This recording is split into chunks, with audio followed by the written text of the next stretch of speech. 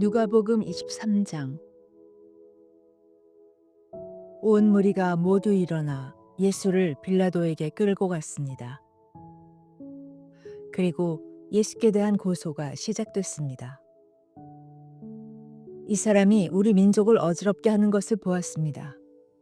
그는 가이사께 세금을 바치는 것을 반대하며 자칭 그리스도 곧 왕이라고 주장하고 있습니다. 그러자 빌라도가 예수께 물었습니다. 내가 유대 사람의 왕이냐? 예수께서 대답하셨습니다. 당신이 말하고 있소. 그러자 빌라도는 대제사장들과 무리에게 말했습니다. 나는 이 사람에게서 아무런 죄목도 찾지 못하겠다. 그러나 그들은 주장했습니다.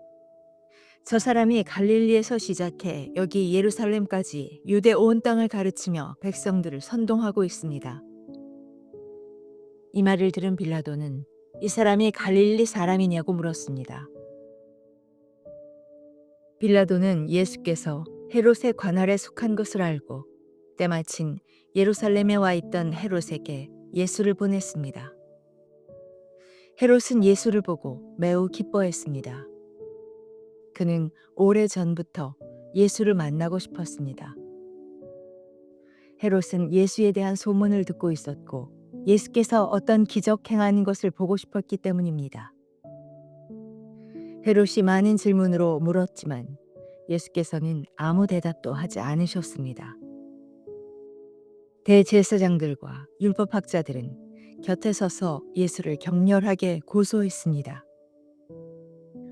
그러자 헤롯과 그의 군인들은 예수를 조롱하고 모욕했습니다.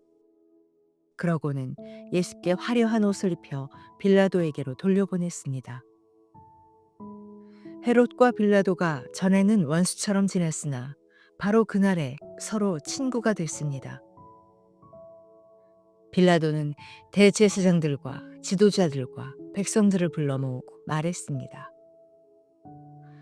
이 사람이 백성들을 선동한다 해서 내게로 데려왔다. 하지만 너희 앞에서 신문한 결과 너희가 고소한 것 같은 죄목을 찾지 못하겠다. 헤롯도 역시 죄목을 찾을 수 없어 그를 다시 우리에게 돌려보냈다. 이 사람은 사형당할 만한 죄를 저지르지 않았다. 그러니 나는 이 사람을 매질이나 한 후에 풀어주겠다. 그러자 사람들은 일제히 그 사람을 없애시오. 그리고 우리에게 바라바를 풀어주시오. 하며 큰 소리로 외쳤습니다. 바라바는 성 안에서 일어난 폭동과 살인으로 감옥에 갇혀 있는 사람이었습니다. 빌라도는 예수를 풀어주고 싶어서 그들에게 다시 호소했습니다. 그러나 그들은 계속해서 소리질렀습니다. 그 사람을 십자가에 못 박으시오. 십자가에 못 박으시오. 빌라도가 세 번째로 말했습니다. 도대체 그가 무슨 나쁜 일을 했다고 그러느냐? 나는 이 사람에 대해서 사형에 처할 아무런 죄를 찾지 못했다. 그래서 나는 그를 매질이나 해서 풀어줄 것이다. 그러나 그들은 더욱 큰 소리로 예수를 십자가에 못 박으라고 요구했습니다. 그리고 그들의 소리가 이기고 말았습니다. 마침내 빌라도는 그들의 요구대로 하기로 결정했습니다. 빌라도는 그들의 요구대로 폭동과 살인으로 감옥에 갇혀 있던 바라바를 풀어주고 예수는 그들의 뜻대로 하게 넘겨주었습니다. 그들이 예수를 끌고 가다가 시골에서 올라오고 있던 구레네 사람 시몬을 붙잡아 십자가를 대신 지게 하고 예수를 뒤따라가게 했습니다. 많은 사람들과 여자들이 큰 무리를 이루어 예수를 따라갔습니다. 여자들은 예수에 대해 슬퍼하며 통곡했습니다. 예수께서는 뒤돌아서 여자들에게 말씀하셨습니다. 예루살렘의 딸들아, 나로 인해 울지 말고 너희 자신과 너희 자녀들을 위해 울라. 보라, 너희가 임신하지 못하는 여인과 한 번도 아기를 갖지 못한 태와 한 번도 젖을 먹이지 못한 가슴은 복이 있다고 말할 때가 올 것이다. 그때 사람들이 산에다 대고 우리 위에 무너져 내려라 하며 언덕에다 대고 우리를 덮어버려라 할 것이다. 나무가 풀 때도 사람들이 이렇게 하는데 하물며 나무가 마를 때에는 무슨 일이 일어나겠느냐.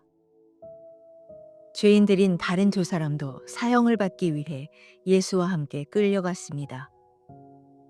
해골이라고 하는 곳에 이르자 그들은 예수를 십자가에 못 박고 두 죄수도 하나는 그 오른쪽에 하나는 그 왼쪽에 못 박았습니다. 예수께서 말씀하셨습니다. 아버지, 저들을 용서해 주소서. 저들은 자기들이 하고 있는 일을 알지 못합니다.